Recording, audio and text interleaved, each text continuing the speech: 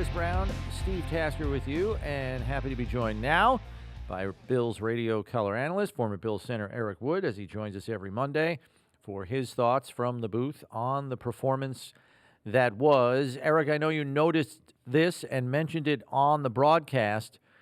The swing passes to the backs by the Patriots were a huge problem in the first half. They kind of corrected it, the Bills did, defensively in the second half, but plenty of chunk plays coming off of those calls.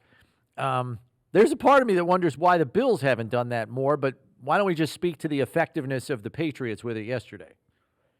Yeah, it seemed like they identified a mismatch if they could get their backs out in space on the exterior, which likely with a 230-pound running back isn't going to be a pitch play, maybe from under center. It was those swing passes. So you get, either of your 230-pound running backs going downhill towards corners and maybe your nickel on the outside, and they were able to be effective with that. And you ask why.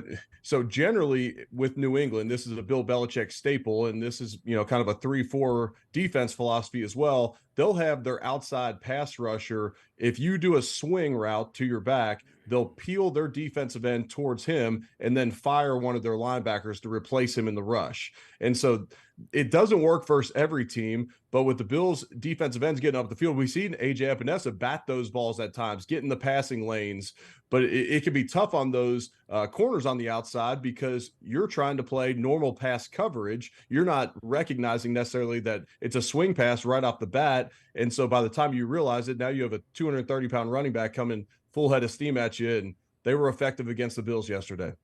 What do you think the reason for the Patriots' success offensively? Brownie recounted it for us. They rarely got into third down on some of the drives. And almost never third and long. And they scored 29 points in a season where they averaged 12. What was the difference yesterday? Certainly the Bills' injuries on the defensive front might have been somewhat contributory, but what are your thoughts? Well, I'll say this. This Bills defense plays better with a lead, and that's not surprising. Most defenses in the NFL play better with a lead, but when you're playing a team like New England that they come in as an underdog, they're trying to suck the life out of the game. They're running the ball. It's swing passes. It's short passes to the outside. Well, when you are playing with a lead and the Patriots hop up 10-0 quick, they get a field goal and a touchdown on those first two drives after they get the ball to start the game. Josh Allen throws a pick the first play of the game. They find themselves up 10-0. They can just stick with that game plan. And because of that, they were able to stay in some pretty favorable down and distance throughout the game. Now, if the Bills were able to score early, and a lot of their issues over the last three games comes because of these really slow starts by the offense, well, that it makes it a lot harder on a defense. You mentioned the injuries, and that's something the Bills are going to have to deal with the rest of this year. Daquan Jones may or may not come back, but he's not back for a while. Matt Milano's out. Tre'Davious White's out. Ed Oliver was out the last game, and they're sure to deal with some injuries throughout the rest of the season. Von Miller only played 6 snaps yesterday. He's obviously not back from this ACL injury. All those injuries on defense aside, I think this defense has enough horses to be able to really be able to affect an offense if the Bills are playing with a lead. Now, we've seen the last few weeks that when a team can get up on them, okay, now we're just going to keep the ball on the ground. We are going to take these, kind of free access throws, and we're not really in any rush, and we're not super concerned with a big play. We're going to try and control this game. All right. So all that being said, there were a lot of chunk plays that the Patriots had yesterday. This is a team that ranked 31st in 10-plus yard plays and 31st in 20-plus yard plays. I think they had 10 plays of 20 yards or more in their first 6 games. They had 5 yesterday. Do you attribute that to poor fundamentals like tackling, missed assignments like coverage? Because I think we saw examples of each of those things yesterday through the course of the defensive performance. Yeah, one of them was a jet sweep by Douglas, and the Bills have been susceptible to those this year. And at times you're seeing guys besides Von Miller playing a 2-point stance so that they can recognize that motion coming from the opposite side so that they can adjust. The defensive ends can adjust the way they're going up the field to stop that. But on that particular play, I believe A.J. Epinesa was the defensive end of that side, and he was in a 3-point stance. So he doesn't see it coming. Douglas is off to the races. He picks up 20 there. And then I think most of the rest of the chunk plays came as a result of the Bills not being able to stop the run well early on in the game. Without Ed Oliver, without Daquan Jones inside, they were without Matt Milano. They're more susceptible in the run game on defense. And so because of that, now you're dictating more bodies. Your linebackers are playing downhill. And so it's play action. You had the Douglas play across the middle. You had the one long one towards the tight end at the end of the game. And then we already mentioned the swing passes. And so I think part of it is the run defense struggling early then makes you more susceptible to the bigger plays. Give us an idea, because we've been having a conversation with the fans, got a lot of calls today about how to get the Bills offense to start faster. And we've got stuff like go no huddle, go spread them out, put different people in the game, fire Ken Dorsey, all of that stuff is all, it's all been brought up. What are your thoughts on, when an offense needs to get off to a little bit of a faster start or whatever? We even had somebody say, hey, listen, when you win the coin flip, take the ball first instead of letting them have the ball first. What do you think is the cure for the symptom of slow starts?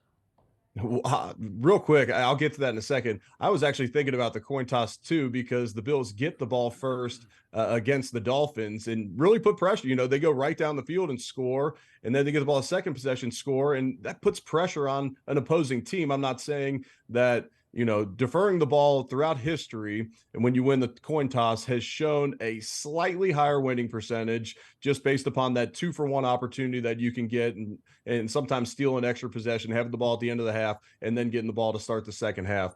But, so it wouldn't surprise me to see maybe this week the Bills say, hey, look, let's put our offense out on the field and let's get them out there first. I just had Ryan Fitzpatrick on my Center on Buffalo podcast, which will release tomorrow. We had this conversation about starting fast in offense, and we were recollecting about times where either we, as Bill's teammates, started slow on offense and it becomes a thing, or when he was in Miami, he said one week, Brian Flores, all week, it was fast start. First play of the game, Fitz throws a pick, and he's like, man, that was a tough jog to the sideline. But and I say all that, and I tell that story because sometimes especially when you're good, like this Bills offense is still good and they are successful at times. So it's a timing thing. Why are they starting slow? And it's almost like we've made such a big issue out of it.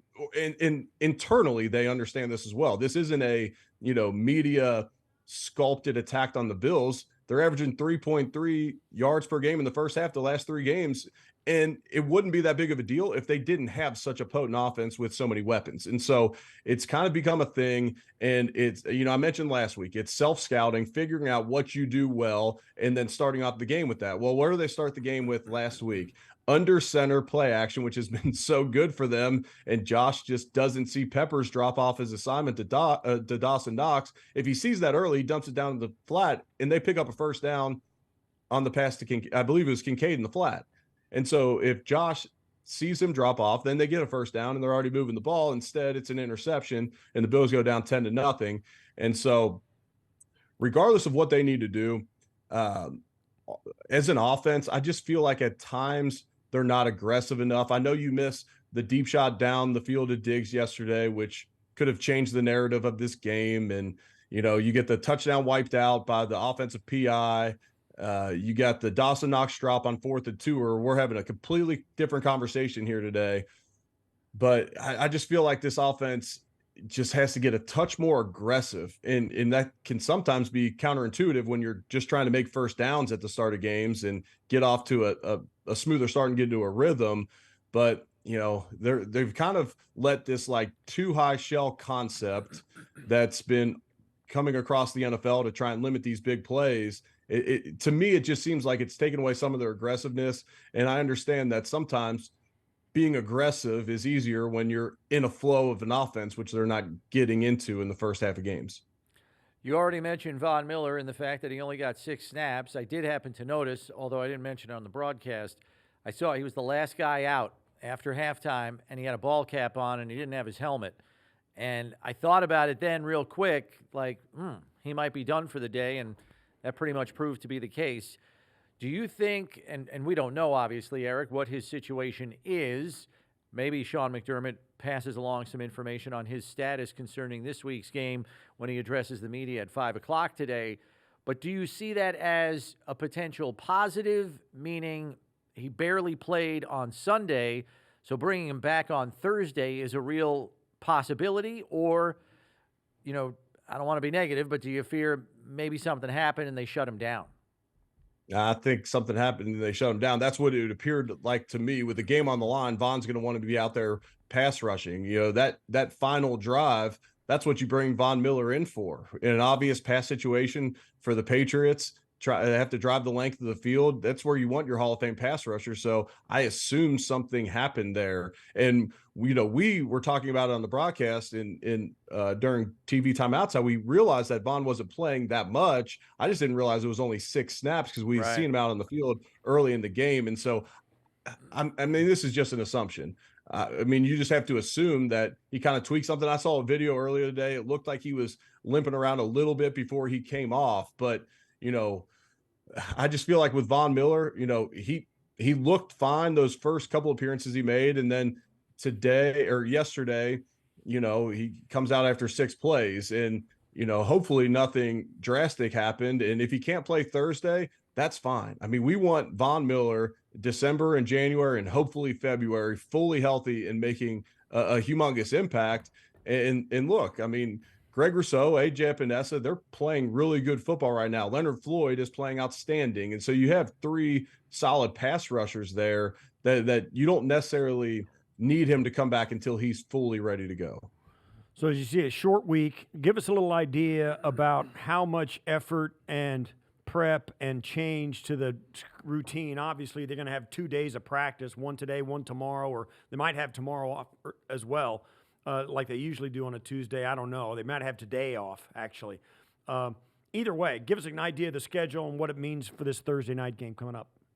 Yeah, I believe the rules are still the same, and they'll pretty much just work from here through the game. And I say through the game because even Wednesday will include walkthroughs and extra prep on the game just to steal some time with a night game. And so I used to enjoy Thursday night football games because I felt like I could prepare myself mentally and physically, and I would take it more serious maybe than others and put in the time to do it and, kind of start prepping even before the previous game, watching my nutrition and hydration and everything to where, as soon as the game ends, I'm hopping in the cold tub and I'm, just trying to get right for that next game. And you can try and catch an advantage that way by being, everyone wants to complain about Thursday night football and how hard it is to prepare for it, but we all got to do it. So there's no point in complaining about it. Like, just try and catch an advantage any way you can. And so these guys today will likely, I would assume, they're going to you got to watch the film from yesterday because you got to learn from it, but then put that one to bed quickly. And they're already moving on to game planning for the Buccaneers here today. And then practice tomorrow, practice Wednesday. And when I say practice, it won't be in pads, probably not even helmets those 2 days. Walk through Wednesday and then get ready to roll. And you got to have this one this week. Yeah, no question about it. Eric, thanks as always for the insight and your thoughts on that one. We'll catch up with you next week. Sounds good. Looking forward to it.